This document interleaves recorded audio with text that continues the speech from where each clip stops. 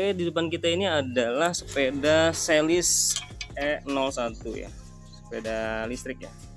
Jadi ini kita akan coba tes bermasalah di mana karena baterainya tidak ngisi guys.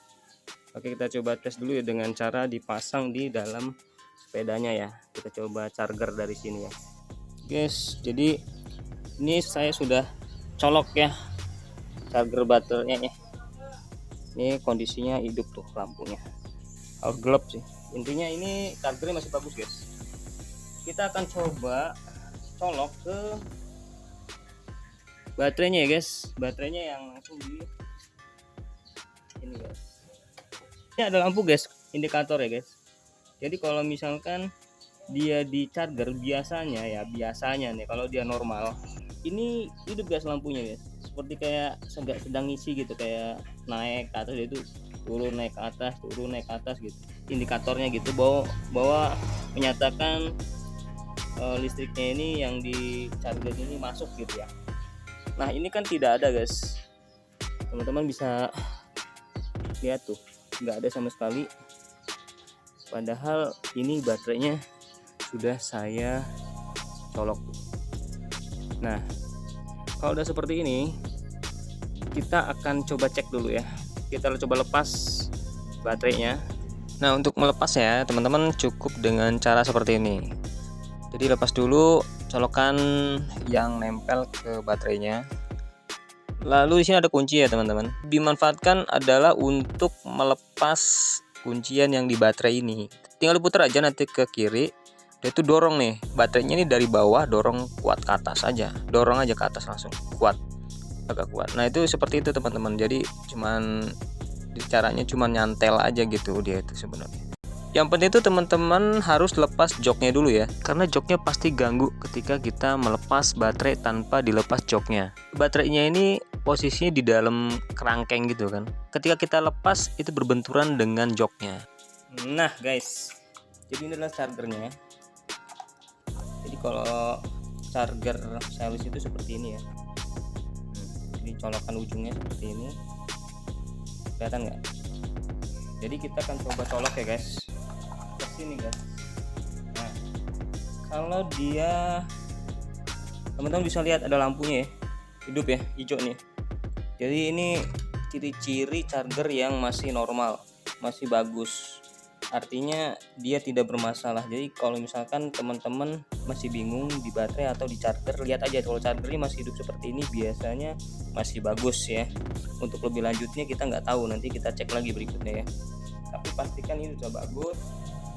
Lalu ini ada baterainya guys, ini kita lihat patokannya di sini guys. Kalau misalkan kita colok ini guys ke baterainya guys, bagian untuk charger baterainya itu bagian depan guys, bagian sini nih. Nah ada ya, kita colok. Nah tidak ada sama sekali lampu, berarti dia bermasalah di sini guys, bermasalah di baterainya, kemungkinan besar di sini. Biasanya baterainya, bagian baterainya, karena yang paling aus itu baterainya guys, kan dipakai terus sudah berapa tahun dia akan mengalami yang namanya baterai mati ya. Jadi di dalam sini ada baterai-baterai kumpulan dari banyak baterai digabung jadi satu gitu ya. Terus kalau misalkan salah satu baterainya tersebut udah rusak, maka voltasenya tidak nyampe guys. Teman-teman bisa mencurigai ini sebagai penyebab penyakitnya ya. Nah sekarang kita coba ulas casan baterai Celisnya guys. Kita coba bahas sistem kerjanya. Ketika misalkan kita nyolok ke beban, baterainya itu beban lah ya, ketika nyolok ke beban, ketika bebannya itu ringan, artinya kalau baterai ini tuh ringan, maka dia tidak bekerja secara maksimal. Tidak bekerja maksimal itu cirinya seperti apa? Jadi kalau misalkan kita colok nih, ini kan ada lampu indikator ya. Nih sebentar, saya belum colok nih. Kalau saya colok pasti keluar warna hijau nih, lampunya hijau. Nah hijau ya, hidup ya. Nah itu hidup ya teman-teman. Saya cabut nih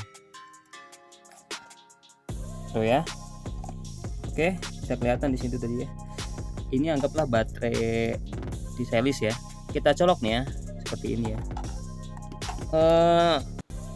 Kalau memang dia bagus normal, dia akan merah teman-teman lampunya. Artinya apa?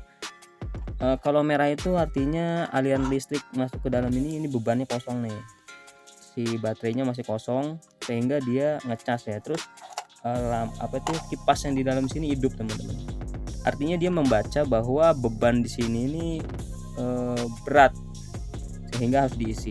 Tapi kalau misalkan dia sudah penuh, maka dia akan mengirim informasi ke charger ini dengan tanda dia lampunya hijau. Jadi tadinya merah jadi hijau. Dia punya sistem cutting ya, mengcut gitu. Cutting itu ketika misalkan dia memberikan informasi saya udah penuh nih, terus dilempar ke sini, oh saya matiin chargernya. Dia secara otomatis tidak akan ngecas lagi teman-teman ketika dia sudah penuh. Ketika misalkan nih, misalkan baterai ya sudah seharian kita pakai habis kan, terus kita colok, pakai charger ini kan, ternyata dia masih hijau teman-teman. Artinya apa? Artinya adalah baterai ini rusak teman-teman. Baterainya sudah rusak dan harus diganti. Ada beberapa sel dari baterai ini kan banyak, di dalamnya ada jumlahnya macam-macam ya. Jadi gabungan dari paralel baterai-baterai kecil. Kok kenapa ya dia tidak merah gitu, sedangkan biasanya merah? Jadi bukan salah dari chargernya, bukan salah dari charger baterai Celisin, tetapi bisa jadi ini yang harus dicurigai, karena memang rata-rata yang paling cepat rusak itu adalah baterainya. Begitu teman-teman. Jadi setelah kita lihat tadi percobaan mengujinya, ternyata memang dia indikator tidak jalan ya. Artinya memang sepertinya ini ada bermasalah di dalam sini ya. Nah, sebelum saya memberitahu dan bongkar, ini sebenarnya di dalamnya adalah kumpulan dari berbagai banyak baterai. Baterainya itu seperti baterai ABC yang kecil itu guys, yang A2 apa A3? A2 kalau nggak salah. Nah, baterai itu sebenarnya itu dikumpulin jadi satu, akan kita lihat nanti dalamnya, kita bongkar gitu ya. Tapi intinya mengapa dia tidak bisa bekerja? Kemungkinan banyak. Bisa jadi dari misalkan dia menggunakan mesin di dalamnya, jika ada mesin mungkin mesinnya yang rusak. Jikalau memang cuma isinya baterai, ya berarti baterainya itu yang rusak. Salah satu dari baterai itu yang sudah tidak bisa bekerja atau konslet. Biasanya seperti itu. Sehingga pada saat dia dites itu sudah nggak bisa normal lagi. Makanya kalau misalkan dicas, dia tidak menunjukkan sama sekali indikator, artinya dia sudah konslet mungkin dalamnya. Oke guys, langsung aja kita coba bongkar ya. Di sini ada 4 baut. Teman-teman menggunakan obeng plus atau obeng kembang. Baut ini harus kita lepas dulu 4-4-nya. Baut ini tembus guys, bautnya panjang dari belakang ke depan, jadi saling ngunci gitu ya dengan baut ini gitu.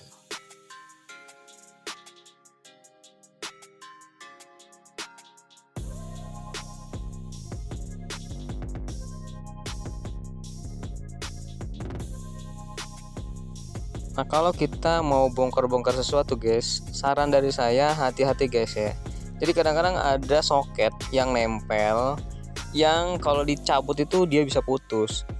Jadi teman-teman harus ngintip dulu, kira-kira ada kabel-kabel yang nempel, ada soket yang kira-kira rawan nggak untuk kita lepas gitu.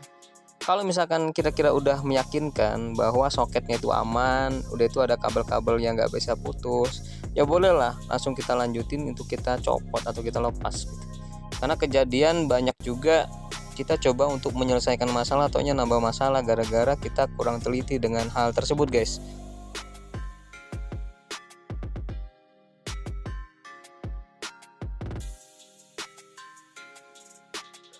Jadi ternyata murnya ini termasuk panjang juga guys, dia tembus dari depan ke belakang. Nah, beginilah penampakan di dalam ini guys.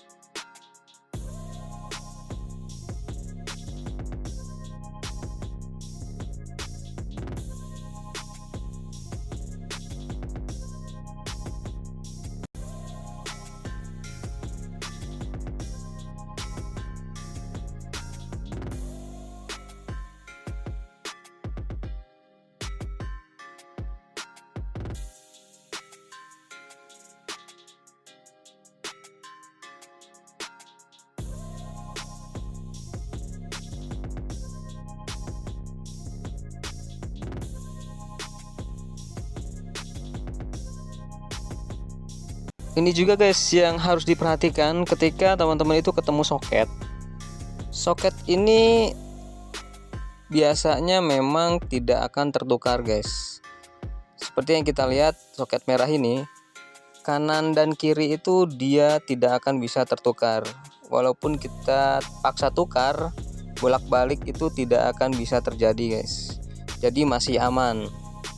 Tapi teman-teman harus waspada jika teman-teman menemukan soket yang ketika dicabut teman-teman jadi bingung untuk nyolokinnya lagi, karena ada persamaan bisa bolak-balik. Nah, itu bisa membahayakan guys, apalagi kalau terkait dengan polaritas ya, karena bisa terjadi konslet nanti.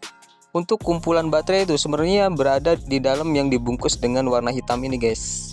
Nah, untuk melepas casing bagian depan tinggal dibalik langsung dicongkel aja guys. Ini mudah karena bautnya sudah terlepas ya tadi.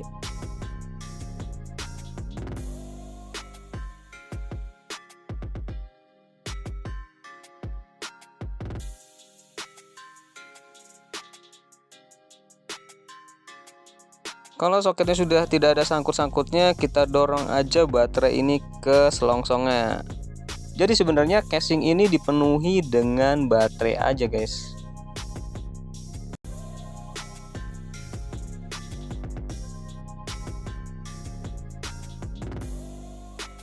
Dan ketika misalkan mau masang lagi, sebenarnya kalau lihat dari selongsongnya ini tidak perlu bingung ya, karena bisa bolak-balik ya.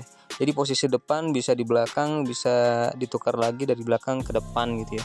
Jadi posisi bautnya dan posisi depan belakang ini sepertinya tidak ada perbedaan, tapi tetap saya kasih tanda supaya enak masangnya aja. Nah, kita lihat di sini ada PCB ya guys, seperti kayak jalur.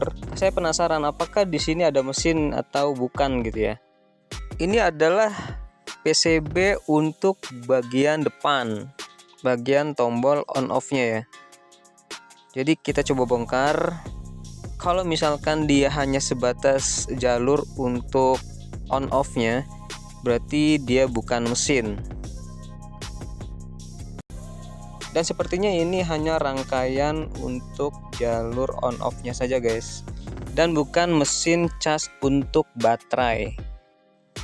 Dan kalau saya lihat sepertinya mesinnya bukan berada di sini guys. Jadi di sini ini khusus untuk naruh baterai doang. Oke, kita akan coba lihat yang di bagian belakang ya. Ada jalur cuman bukan mesin ya. Kalau di sini ada soket USB guys. Cuman ini tidak terkoneksi atau tidak ada kabel perpanjangan yang langsung ke baterai. Jadi sepertinya terputus dan tidak berguna. Mungkin teman-teman bisa mengerti dan silakan di kolom komentar.